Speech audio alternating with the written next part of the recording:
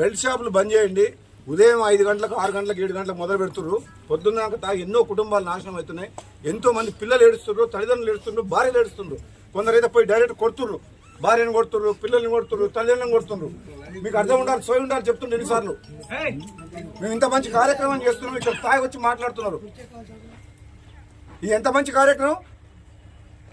ఇది రైతుల కోసం, ఇళ్ల కోసం, పేదల కోసం ఇంత పెద్ద ప్రోగ్రాం 2 నెలలు ఎంబడి చేపించాను. నేను ఫోన్ చేసి అధికారులు వెంటబడ్డాం.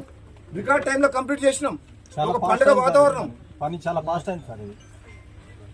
పై అధికారులతో మాట్లాడి రాత్రి మగలు నిమిషం ఖాళీగా లేకుండా మీ పనులు చేపిస్తున్నాం. కనీసం మీరు ఒక మాట ఊర్లో వాతావరణం మంచిగా పెడతారా లేదా? సభ్య సమాజం తల వంచుకునేటట్టు పొద్దున్నాక ఎక్కడ పడితే అక్కడ ఏది మాట్లాడుతున్నారో తెలుస్తలేదు. ఎంతమంది భార్య పిల్లలు ఏడుస్తున్నారు. నాంపల్లి మండల సివిల్ వాళ్ళు ఎక్కువ కేసు బుక్ చేసి సార్ బాధ్యత తీసుకోవాలి. బాధ్యత తీసుకోవాలి. మీరందరూ ఏ గ్రామంలో అయినా సరే మైదానం పెట్టండి కమిటీలో. మేము బెల్ షాపులు బంద్ చెప్పి ఫస్ట్